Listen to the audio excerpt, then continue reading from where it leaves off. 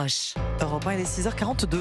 On est ce matin à J-200 précisément des Jeux Olympiques de Paris. L'été prochain, il y aura rendez-vous compte 16 millions de touristes à loger pendant la durée de ces Jeux. Alors est-ce que vous allez leur louer votre logement pour arrondir votre fin de mois?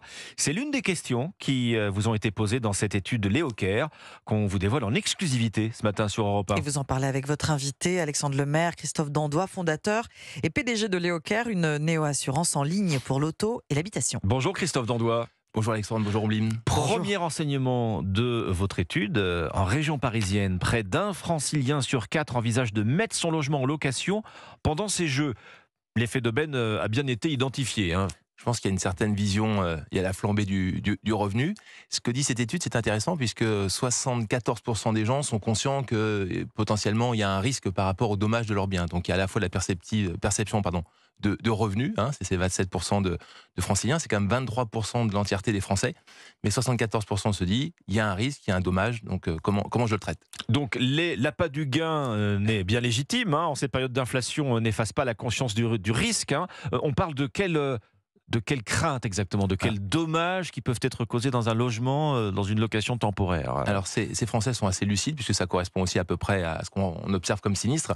Le premier, bien évidemment, c'est la détérioration de ses biens mobiliers, donc c'est la peur de se faire casser son lit ou son canapé. Parce qu'a priori, là, on ne parle pas de logement d'investisseur, c'est sa résidence principale avec toutes ses affaires. C'est la particularité de ce sondage. On était très surpris, seulement 11% de ces Français envisagent de passer par une plateforme.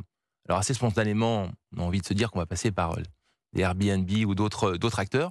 Seulement 11%. Alors est-ce que c'est la peur fiscale ou du revenu, je ne sais pas, mais seulement 11% veulent passer par ce type de plateforme. Donc le deuxième sujet, c'est le vol, bien évidemment. Et donc on reviendra certainement sur quelques conseils précieux. Et le troisième, c'est l'impact électrique. Bien sûr, on met à disposition peut-être une cafetière, on met à disposition la télé, et on se dit que potentiellement il y aura une détérioration quand on reviendra. Mais en effet, cette étude montre que c'est bien un bien personnel et c'est pas de l'investissement comme il est coutume de regarder, notamment à Paris. Alors ces conseils justement du professionnel que vous êtes, Christophe Dandois, on a envie de les entendre. Comment on fait pour se prémunir contre toutes ces craintes normales, bien sûr, quand on veut mettre son logement en location? Alors c'est comme pour la voiture, l'assurance ça rigole pas, c'est une responsabilité et c'est le bien dont on est locataire ou propriétaire qui va être responsable de ce qu'il va causer. Donc ça c'est un point important. Peut-être premier conseil, c'est même quand on est propriétaire, vous le savez, notamment sur Paris, il y a des règlements de copropriété qui interdisent la location.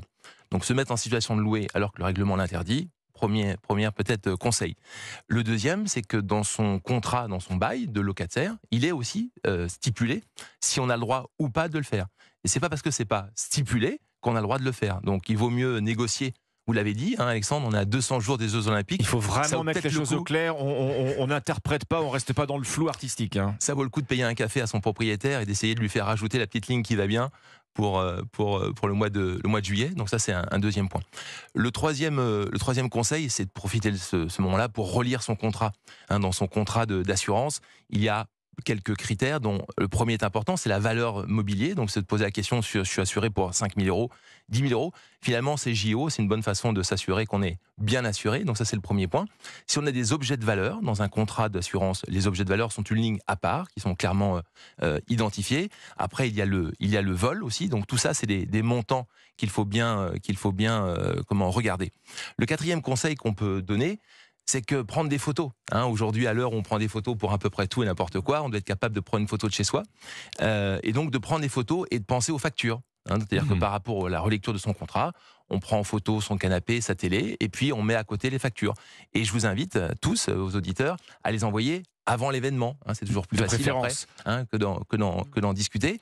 Et puis le cinquième, on voit aussi beaucoup de Français qui utilisent peut-être une pièce un peu dédiée. Ça peut être là aussi ce qu'on leur propose de faire.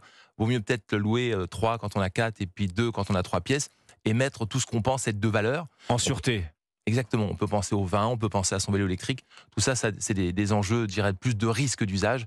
Et ça peut être aussi... Si on a une pièce à part qui ferme sous clé, effectivement.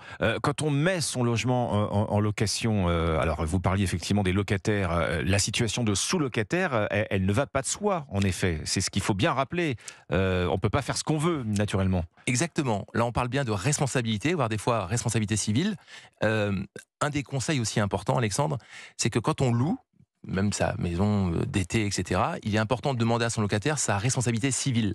quand vous êtes, je pense, autour de la table, tous ici, vous avez une assurance. Avec votre assurance, vous avez la responsabilité civile. On est capable de la produire et donc demandez à votre locataire de la produire. Comme ça, si vous avez un problème, c'est bien nous, en tant qu'assureurs, qui allons nous retourner contre cette assurance pour justement traiter les détériorations éventuellement constatées. Quand il y a un problème, Christophe Dandois, justement, on va au-devant d'ennuis plus importants dans le cas d'une sous-location? C'est-à-dire, comme toujours, si c'est contractuellement autorisé, vous êtes serein. Si ça ne l'est pas, c'est vous qui allez impacter, c'est vous qui allez payer. Si c'est contractuellement autorisé, c'est dans les mêmes conditions qu'un propriétaire qui met son logement en location. Exactement, ça sert à ça. C'est 74% qui sont, je dirais, conscients de l'enjeu.